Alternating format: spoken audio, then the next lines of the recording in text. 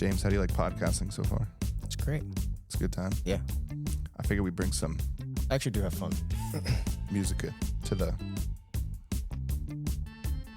Bring it in like this. Yeah. Really get people... Probably only need like 15 seconds. Not even. Probably like 5 seconds. My plan was to include this. The whole time. Yeah. I really like just jamming. Yeah, that's good. Because it makes me want to talk about things and people.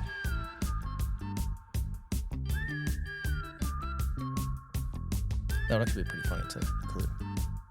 It's being included. James Goodwillie, welcome to Control Alt Invest, our latest episode. This is very exciting to have you back in the studio. We have a studio now. Yeah. This is legit. All right. Moving up. Yeah. I am pumped about this episode. So, again, welcome to Control Alt Invest, where we're resetting I like what you did there. people's expectations and assumptions about the world of finance, investing, and real estate. What are we talking about today? You tell me. Ooh, you know what we should do? Since the first few episodes, we kind of went in on a couple things. Mm-hmm. You really went in on America on the first one, if you recall. I'm never going to let that one, never going to live that one down, huh? Nope. Okay. Today, I thought we could go in on all the stuff you see on Instagram and Facebook. All right. Little get rich. Yeah. All the get rich influencers. Have you ever done a get rich scam? You know, I don't think I have. Other than your 9 to 5? Yeah. Right. Yeah. Yeah. I don't think I have. When I was in college, over the summer, somebody I sort of knew. He was one of the he was in a fraternity. I never joined a fraternity, but I was friends with. I sort of like hung around and tried to fake be in. Yeah. You're like a groupie. That's fine. I'll go with that. Yeah. So I get a call over the summer. I can't remember the kid's name. And he's like, "Hey, I want to talk to you about a business opportunity." And I was like, "Okay, yeah, I'm into this. I like opportunities. I like business." So he tells me how that this is 2001, 2002, remember? Mm-hmm. So the whole world was not online yet. And it was a guy that had an online mall and just had to get the word out about it, right? Everyone's going to go to this online mall. Sure. And so he calls me, he explains it to me. There's a chance to get in. I can't remember if he framed it. Chance to get in. All right. Yeah. I can't remember if he framed it as an investment, like an investment in it or like working for him. I remember being confused. Mm-hmm. And I got invited to some random person's house. They had 15, 20 people there. And they go through this whole presentation. And I remember telling my dad about it. My dad got caught up in the 90s in one of the long distance phone calling ones. It wasn't a scam in that like they stole money. Mm-hmm. It was just like you pay for this service and then you recruit. But maybe let me pause there. What do you if you had to explain multi-level marketing to somebody, mm-hmm. how would you do that? Pyramid scheme. I think that's probably the best way to describe it, but exactly what you said, right? You just get one person to buy the service or subscription or, a bunch of boxes of energy drink or whatever. And then all you need to do is get a bunch of people underneath you to do the same thing. And then you make a piece of whatever they bring in. Right. And that piece keeps getting smaller and smaller, right? Right. So people at the top, they get whatever percentage, and then you pay to get into this thing. That's how the money keeps flowing. Mm-hmm. I know it's sort of scam-ish, but I hesitate to call it a scam just because, like, it does pay out. It could pay out. Sure. So, my dad did long distance calling, and so I remember him like trying to talk to people, and like, hey, you should, subscribe. And I think he had some people, air quotes, under him that like paid for long distance, and he made a couple pennies. But so when I told him about this, he was like, "Don't go to that." He's like, "It's similar to this long distance thing I did. Like, it's not, you don't want it." Me being me, I went anyways. Because my friend said it was a business opportunity. Yeah, of course. Was it at a hotel lobby? It was not. No, it was at somebody's house. Okay. Somebody's house. And so they go through this whole thing and they like jazz you up. They talk about, hey, what do you want to buy? Like, if you had all the money, what would you do? And then they're like, here's the way to get all the money. And I was a college kid at the time. I didn't have very much money. And they were like, okay, it's $300. Like they took individual people off to like a side room, like a bedroom, right? Like this was high pressure sales. And I was interested. I was like, this could be fun. Like, you know, there's a ton of people on campus. Like I could talk to all my friends. Like I definitely was like, I was sold. Yeah. And they wanted $300. I was like, I laughed at him. I was like, I don't have $300. Yeah. He's like, don't you have a credit card, your parents' credit card or something? Somehow I gave the guy $300, just probably so I could leave. Yeah. And I never did anything with it. Just 300 down the drain. Yeah, exactly. Yeah. And so that was the first time I learned about multi-level marketing. All right. Got an education on that. Yep. Because they don't, you know, once the money's in, they don't give you any like, oh, here's what you should do or try this. Mm-mm. They're like, thanks. Mm-hmm. So I see similar undertones if you ever scroll through Instagram, Facebook, things like that, and people sort of touting this hustle culture. Mm-hmm. So I thought it'd be fun today to talk about the popular things that you see and maybe how to evaluate them. Yeah. Love that. So you don't get pulled into a side room and give away your money. Love it. All right. Here's what I thought we could do first. I'm going to rip down a list of things that I've seen. Okay. And maybe you just tell me what, like in a couple sentences, what the sales pitch is. Okay. All right. I'll do my best. Okay. Drop shipping. Selling something that you don't have to buy yourself. You don't have to have inventory at all, right? So it's like if you wanted to be a Foot Locker, but you didn't want to actually have a room full of shoes. You just collect the payments and then somebody else fulfills that order and sends the package or the shoes to whoever ordered it. You're kind of like the middleman, except you're kind of at the front. You're just accepting the money. I see. So I can buy shoes for $10. I get you to pay me $15, and I send the owner of the shoes, or I get them to ship it to you. Yeah, exactly. Airbnbs. I mean, that's pretty self-explanatory. I think you just rent out a room or your whole place and get money for it. I'll add in there. I learned about this the other day. There is a strategy they sell in Airbnbs that you go to somebody who's renting a house. Let's say you have a townhouse and you rent it out. Mm-hmm. It's vacant. I come to you and I say, James, I'll sign a 2-3 year lease. You let me furnish it. You let me handle repairs, whatever. And then I list it on Airbnb for the premium, of course, and then sort of just run it as my own thing. Yeah. Which is interesting, but I think the challenge there is finding an owner who's going to be amicable to that. Yeah, Airbnbs are interesting too. I mean, on the surface, they're like super unique, but you know, I had a mortgage company for a few years, and they're treated the exact same way as what's called a short-term rental. So think of like a ski house or a ski condo that somebody bought in the 80s. They probably went through the exact same financing that these people that would buy Airbnbs as investment properties or something.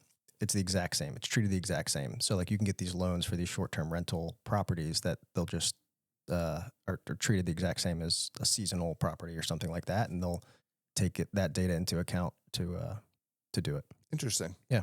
Well, fun fact. That is a fun fact. All right. How about flips? Like housing flips? Yeah. Buy a shitty property, make it nicer, sell it for hopefully more than you dumped into it. All right. How about a multifamily investment? Are you buying it as already in a multifamily, or are you turning it into a multifamily?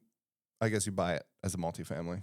Oh, yeah. I mean, you're buying a multiple unit property that you can then put renters in. Standard rental. All right. Bitcoin. I guess depends on how you want to think of it, but it's a currency, right? It's more of just like an asset, right? It's kind of like digital gold, I'd say is probably the best way to describe it. It's not necessarily, back in the day, gold actually had a function. Nowadays, it has a lot less of a function, but people still buy it because it has some sort of value. Bitcoin's just a digital version of that kind of. All right. What about day trading stocks? Gambling. Okay. What about options trading? Gambling. More gambling. Yeah, even more gambling. Yeah. It's like the slot machines. How about this one? Land flipping. Oh, land flipping. So I think there's a bunch of different ways you could do it, right? You could just buy it and hold it, and in hopes that you buy 20 minutes down the road from a smaller city that's growing in hopes that everything builds out that way, and then that property or that land becomes more valuable. And there's also like the land flipping where you can buy a property that's maybe zoned for a certain thing and then work to get it zoned for a commercial or residential or whatever it wasn't zoned for originally. Because there can be a lot of value that gets brought to that if you can do that. Yeah, one of my partners in our the storage property we own, he got started in land flipping, and I think there's also an avenue where you blast out. Maybe like there's some people who maybe inherit some land, inherit land, or they come into some land that maybe they were going to build a property on it, but they never did. Yeah, you basically just blast out thousands, tens of thousands to letters to these owners, see if they want to sell. Maybe they want to be done with it. So you get it cheap. And then before you close, I don't know if it's before you close or after. I don't know if you end up holding it, but then you actually go to market with the land. So James, you inherited a property. You have no plans on doing anything with it. You don't even know what to do. I say, dude, I'll give you 10 grand for that property. You go, fine. And then as we work towards closing, I find somebody who wants to build a house on it and they're like, I'll give you 20 grand for that. Yeah. So that's a grind. Yeah. Which is the undercurrent of all of this. All right. Now what about like the Etsy, like doing stuff on Etsy or? Oh yeah. Like making things. Yeah. I mean, it's no different than a grown up version of like a bake sale or a lemonade sale, right? You're just making something and selling it. All right, it's gonna be similar, but how about being a photographer? Yeah, you may know more than I do in that world, but I think there's, you can go the side hustle route where you take photos every fall in with some pretty leaves and families and get their family group photos, or you could go the corporate route and go to businesses and be like, I'll take photos of your business and your office space and things like that, or you could go the wedding route. Right, that's pretty lucrative. You mentioned it there at the end, side hustle, mm-hmm. And I think that's the undercurrent of all of this. Yeah, is a lot of people, they work 9 to 5. Mm-hmm. Maybe they like it, maybe they love it, maybe they hate it. Most people, especially in today's economy and the way sort of, we've already done an episode on 401ks, that roller coaster. People are looking to maybe shore that up a little bit or put some cash before they retire. And they see these opportunities and it's made to appear easy. For sure. And I think the point is that whether you're doing all of this or even a 9 to 5, it is all a lot of work. You have to put in a lot of legwork.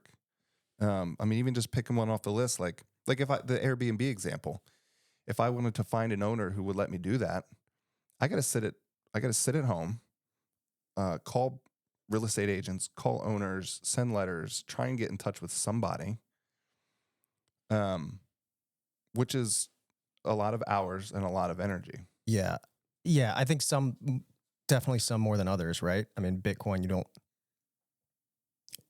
it's not particularly time heavy, right? You could just go on, set up a Coinbase account or whatever and go buy some Bitcoin. Well, if you have a lot of money, you can buy a Bitcoin or you can buy pieces of it. Yeah.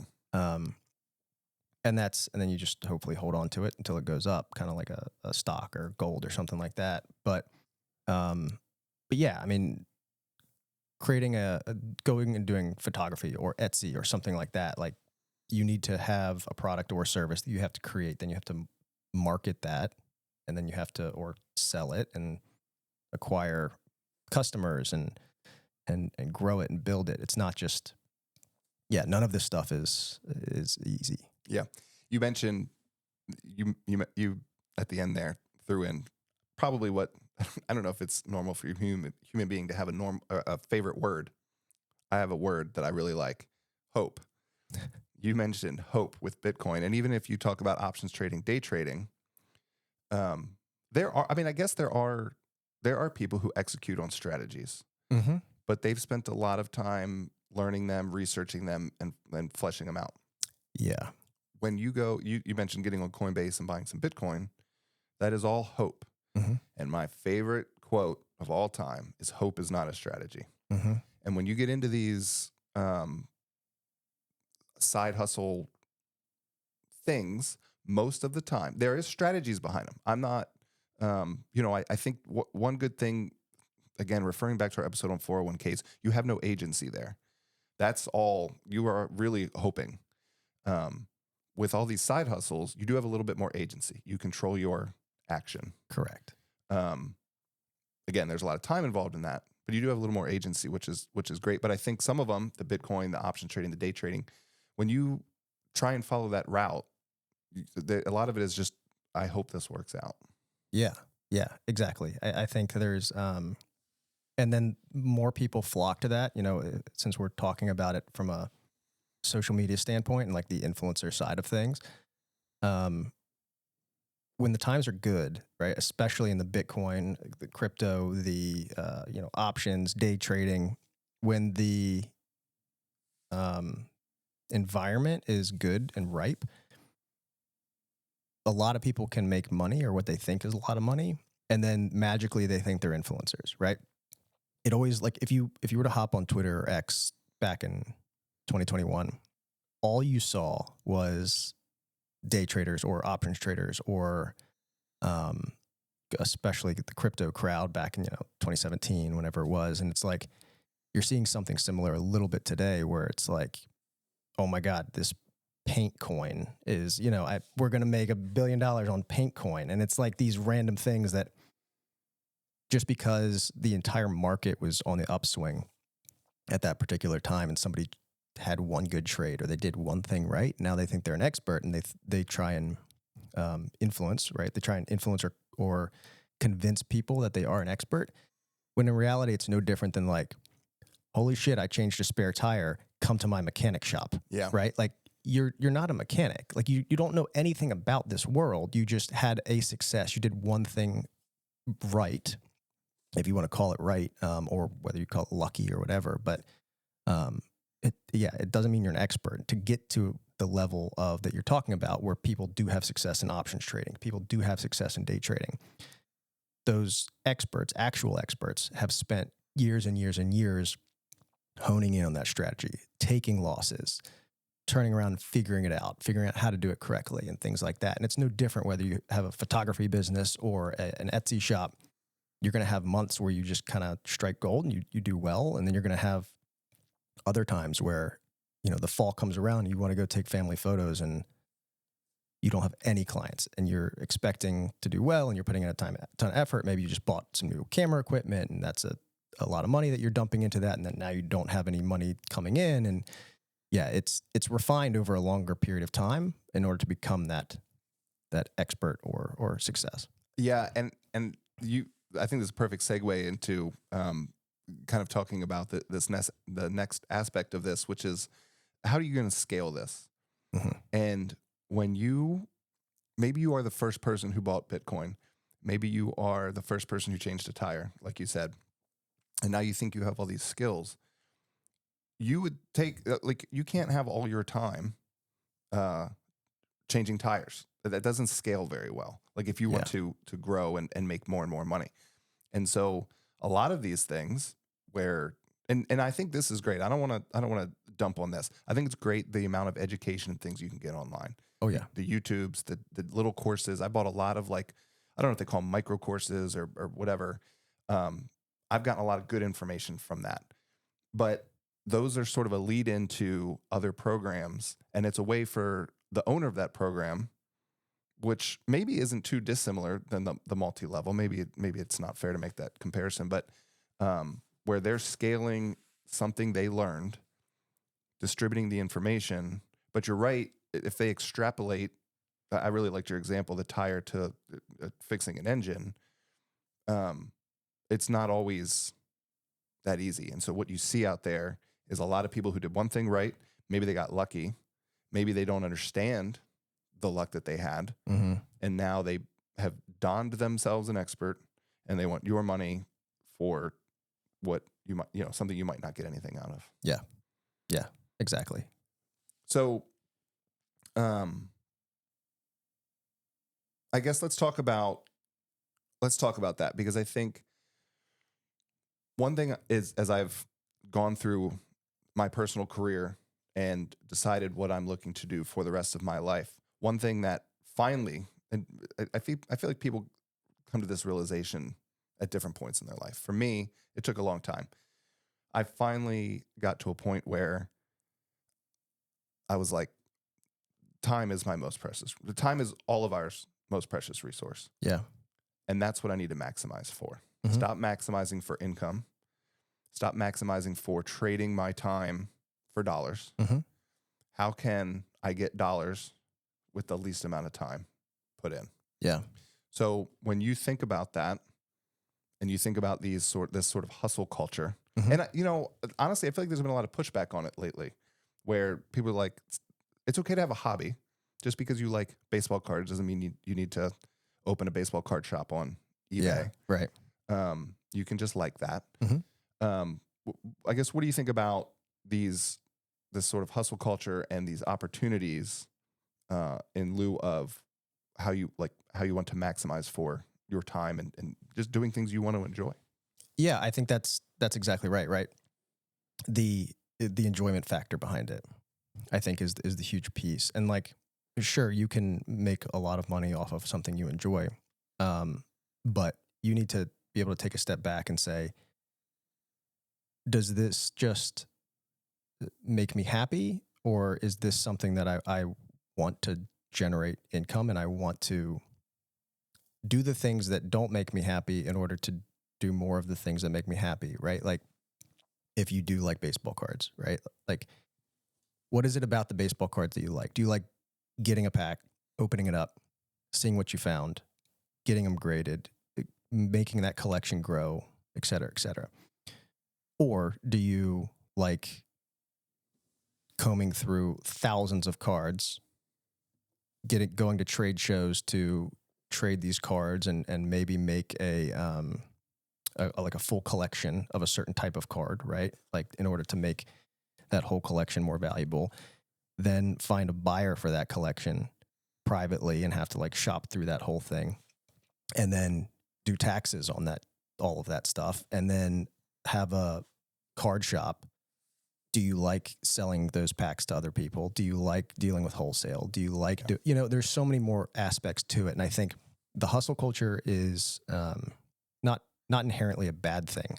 I think it's great that we've kind of shifted the mentality of like, you have to work 9 to 5, put in your 40 years and call it a day, right? I think it's great that there's a much more of an entrepreneurial spirit in America today, and I think that's amazing.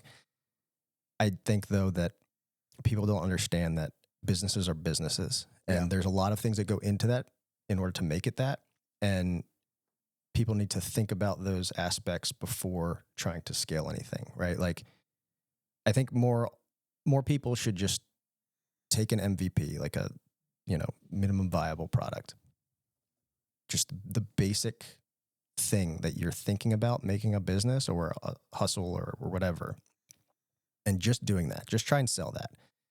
See how much work that is. Yeah. And then if you do enjoy it and you do want to grow it, then take it one step at a time and continue to grow it. But like, if you have success with cryptocurrency, maybe you should focus in on that one success that you had and focus in on that one coin or that one area. Maybe it wasn't a meme coin. Maybe it was just like, Bitcoin. Let's just use that as an example. Maybe it was Bitcoin. Then focus in on Bitcoin. Learn everything there is to know about Bitcoin. Keep doing Bitcoin. Keep doing what you did. Don't just be like, well, I had success in Bitcoin. Let me go buy this coin that has zero value. There's nothing to it. It's literally just a meme. and then try and start selling this. And then, you know what? I'm going to spin up this Twitter profile as well that creates me as an expert. And then I'm going to sell a course on it. And then I'm going to try and do all these things. That's not hustle. That's just stupidity. Yeah. Yeah. And these are like, all of this is, at the end of the day, it's a business. Mhm. And there are ways to evaluate business opportunities. And whether you're going to, just same way you evaluate a job. Do I want to go work for company X or company Y? You know, one's offering me more money. Is that the only thing to consider when I'm picking one? Same thing with these jobs. With these like side hustles, there's a way to evaluate them, which we're going to talk about in a minute. And then sort of deciding, like you said, what it is you want to do. There is, I kind of want to take it back just a small step. There is, I think people listen to this podcast because they want to know, what can I invest in or what can I do? There is nothing wrong with the person or persons, right, who just want their 9 to 5. They want to go to work. They want to do the thing. Mm-hmm. They want to come home, hang out with their family, right? Mm-hmm. But when you want more or you're looking for more, this is where these things sort of pop up. Yeah. And there is one person that comes to mind in thinking about that sort of 9 to 5, and somebody who really, you tell me if he advocates for that lifestyle. Mm-hmm. And he's very popular, written books, and that's Dave Ramsey. Yeah. Do you know Dave? I know Dave. Yeah. Not personally. But, yes, I know.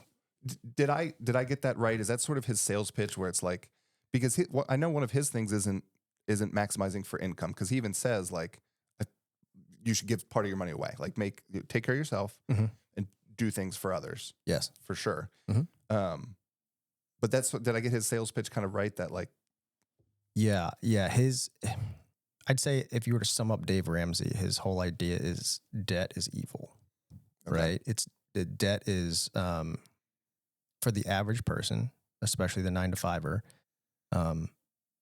debt is not leverage. Debt is dragging you down, right? And I think for his target audience, right, his whole,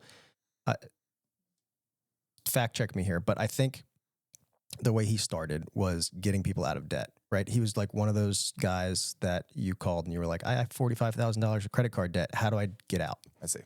So he created this like snowball, I think that's what he calls it. Yeah. This snowball to like snowball your credit cards, and like, because conventional wisdom, right, is you take, when you're trying to get out of debt, or at least from a finance standpoint, you look at the credit cards, the interest rates of those credit cards, and then you attack the ones that have the highest interest rate first. So if you have a card that has $10,000 and the rate's 20%, and then you have another card that has $5,000 and the rate is 5%, you would pay off the 20%. But he created this method where you pay off the lowest amount first, because it'll help kind of convince your brain that I'm doing good things, I'm saving, I'm snowballing that, and then you'll get in that habit, which will then eventually you'll get out of debt. And it worked, right? I mean, he's obviously a multi-millionaire. He's written books. He has a podcast. He does all that stuff, and he has changed people's lives. So I will give him that. He was able to scale his passion around one particular method. Yeah. Yeah. I just want to throw it in there. I don't know if you were done or not. Oh yeah, no. I think it's but in terms of the hustle culture and the creating new businesses and things like that, I would assume Dave Ramsey would be fully against it unless you are 100% debt free, unless you've maxed out your 401k, unless you've done all the conventional things first. I will never argue with him that you should pay off. Like if you, let's say, a totally crazy example, you took a credit card and used your last bit of credit on a golf club, right? I will never argue with him that that's dumb. Right. And you should save your money to buy something that you don't absolutely need. Right. What I think he does is target the financial illiterate, mm-hmm. and it is certainly not their fault. We don't get the correct financial education, or we never have. I hope it changes. Mm-hmm. I mean, my children are in 4th and 1st grade, or kindergarten and 4th grade, and they don't talk about money, and maybe they don't need to yet, soon, right? But Dave Ramsey picks on the people that, maybe that's not fair to say picks on. I'm going to say it anyways. Picks on the people who are like, holy shit, I'm in all this debt. What do I do? And he doesn't teach them. He focuses on the expense side. Yeah. He doesn't focus on the income side.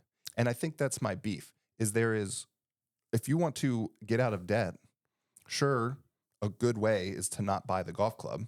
Yep. And to live this very minimalist lifestyle, which is okay too. I'm not saying you got to spend all your money on Amazon. Yeah. But you also need to live a little bit. Mm-hmm. You get around. Sure, I could get around in a $300 car that doesn't have AC, or maybe it has one window. Mm-hmm. But there are certain things that we want for ourselves in life. Yeah. But there's no talk of like the income side. Mm-hmm. That enter hustle culture. Hey, Yeah. double your income with this easy task. And we know it's not easy. Yeah. But there are other ways where you can leverage. We'll talk about leverage in a future episode, which I'm excited about, Mm-hmm. where you can leverage your time, where you can increase that income side. That's not super painful. Yeah. No, that's a really good point you just made. I feel like they're two completely opposite ends of the spectrum, right? You have Dave Ramsey on the expense side, and you have the hustle culture, which is only the income side. And I'd probably argue that the right way is somewhere in between. Sure. Yeah. Yeah. Don't spend every dollar you earn. Mm-hmm. Control your expenses. Mm-hmm. Don't sell your soul and work 100 hours a week digging holes. Yeah. Breaking your back. Something that's not scalable. Right. To maximize income. Mm-hmm. And then you never see your family, you never see your kids, whatever. Yeah. Because that's an option. You could leave you've talked about this a lot, in fact. You could leave your family. I've talked about this a lot. Nah, I made that up. You could leave your family, never see them. Yeah. Actually, this is really, Sure. this is an aside. That doesn't matter. I'm going to say it anyways. I saw a special they had on 60 Minutes the other night about the illegal teardown of cruise ships and old freightliners. Did you ever heard of this? No. There's laws, international laws about what can happen to a ship when it's decommissioned. Okay. There's companies that circumvent these laws. And the point of the story was that these ships end up on the shores of Pakistan. And you have these ship workers working in ridiculous conditions that are just cutting metal, taking apart the ships. Yeah.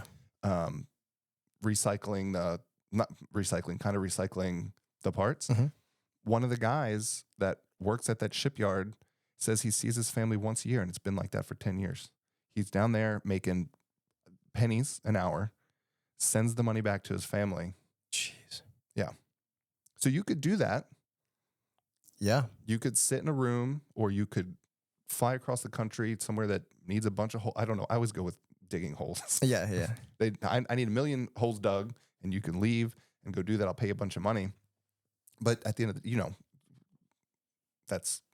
you're maximizing the wrong thing, in my opinion. Yeah. And that, perfect shout out to a future episode on leverage. Yes. You can meet in the middle and achieve way more than the hustle culture could. So let's talk about how to evaluate opportunities like that. And it might be hard to get scientific here, but maybe let's start with this. Let's start with some methods. One of the most popular ones, I think, is margins. Could you sort of on the surface explain how I would evaluate something based on like the margins they give me?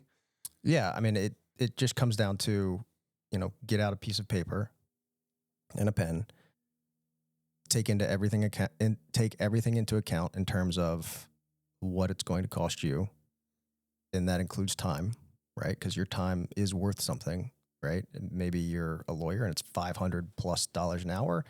Maybe you're not. Maybe you're just a well, hold on. I'm sorry to cut you off. Let's hold off on time there, the time investment. Okay, so we're just going to talk. Okay. Go back to the shoes. If you were flipping shoes, what are your margins on the shoes? Oh, okay. So if you're buying them for 10 and you're selling them for 15, your margin's $5. Perfect. And that didn't include, because I cut you off, that does not include the effort you had to make to find the $10 shoes, Mm-hmm. the effort you had to make to find the $15 buyer. Right. That is just, so your margins on that sale is $5. Yeah. And it doesn't include your, if you're spending on marketing. It doesn't include your website costs. It doesn't include any of that stuff. It's just raw cost for the good acquired and the sale price.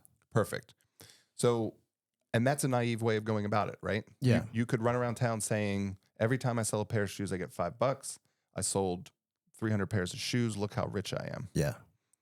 Somebody smart comes along, such as yourself, and says, well, wait a minute. And now we're factoring in costs and stuff like that. So, can you lump that in? Because now we're getting at profit, right? Mhm. So, maybe just for the naive or for the whoever doesn't know. Yeah.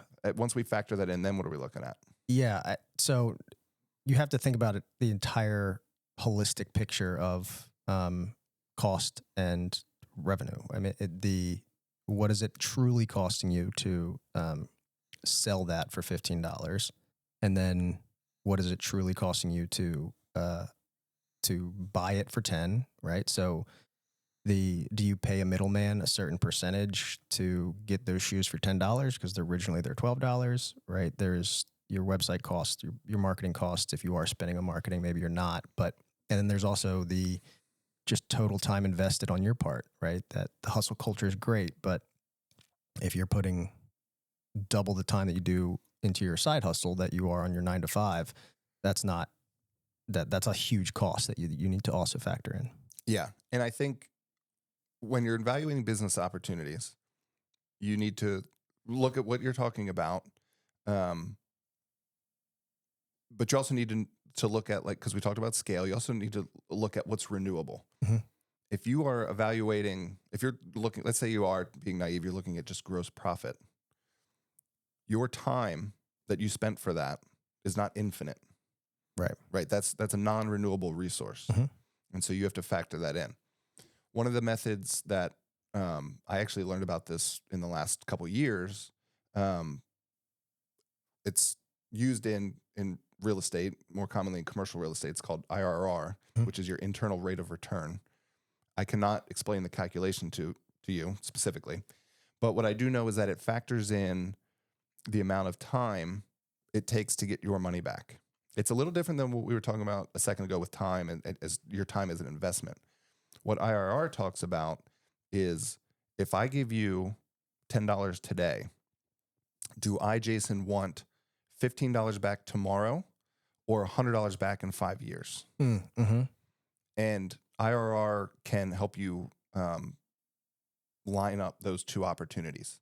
Right. To say, okay, the $5 is a quick win. That's very nice. Maybe I take that because I can do more with that in the 5 years. $100 is obviously more. So on the surface, I might say, well, I want the $100. It's way more. Right. But that time, there's the risk across that time. Maybe your situation changes. You don't give me the $100 in 5 years, all that sort of thing. So IRR attempts to capture that. And so if you're looking at specifically like real estate deals, and I imagine you can kind of flip that. Maybe it's not IRR specifically, but different hustle culture opportunities. If you were going to do that, you could use some sort of calculation like that. Yeah. That's a good point. I think, there is something to that, right? Of like, if you have an Etsy shop, as we mentioned earlier, and you're making you're making something, you're selling it. And for every sale that you have, you're not a drop shipper. So you've got to do all the boxing and go to the UPS store and ship all this stuff. There's only a certain number of boxes that you yourself can package per day. Yeah. There's your cap, right? You can't go beyond that. No matter how, even if you grew another arm, right? Like that's the max. So there's a lot of time invested in that. And then you're going to get that out on the back end in some amount. Whereas if maybe there's a machine or a process that you put into place, and maybe you have to purchase that thing that saves you that time, but then and costs a lot more money up front. And maybe it takes you days and days and days of work to set this machine up or set this process up.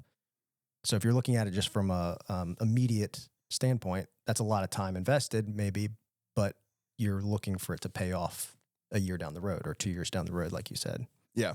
Yeah. And then I think that kind of puts a bow on it as far as evaluation is you can break that down into your dollars per hour. Yeah. So it's very easy if you're working 9 to 5 go to Google. You've heard of Google? Once, yeah. Yeah. You can put in salary to hour calculator. Mm-hmm. You put in your number, gives you an hourly rate. That's what you make. Yep. I have to imagine you knew that. Yeah. Okay. Can I stay? This is better than not knowing It's a Wonderful Life. So we're back on. All right. Okay. Yeah. Your time for drop shipping, your time for finding an Airbnb to flip, your time that you spend day trading. Yeah. Those guys it's easy to look at that as just market hours. There's a ton of time that goes in leading up to market open.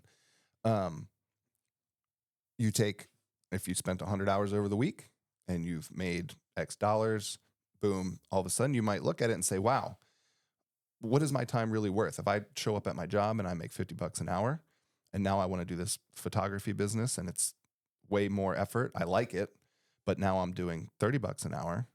Now you can, and I'm not saying one's right or one's wrong. Yeah. It's probably, I don't know. Do wedding photographers have fun? I feel like some of them do.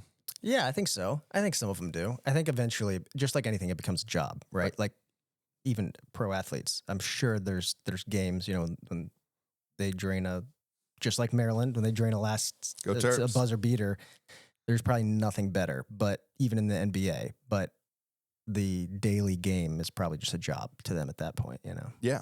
Yeah. And so the point being, you can make that decision. Would I rather be miserable, get my $50 an hour, or can I enjoy my life a little bit more, do something I'm passionate about, and I can, and I can make that decision for the $30 an hour. Yeah. Well, that's awesome. This has been a really fun chat. If you were, let's say, I don't know why I always do this to you, but gun to your head, you got to pick one. What would you go after? Oh, one of these like hustle culture or influencer things. Oh man, I don't know. I've always wanted to do an e-commerce thing. I always wanted to like make a product and sell that product. Yeah. I have no idea what that would be. But I'd probably try and go that route, I think. Okay. Yeah. Very nice. I'm sorry to hit you with this now. I probably should have talked to you about it before, but I was just thinking about it. I have a business opportunity for you. And it's a online mall. People are buying things online now. Whoa. I don't know if you knew this. Did you know this? No.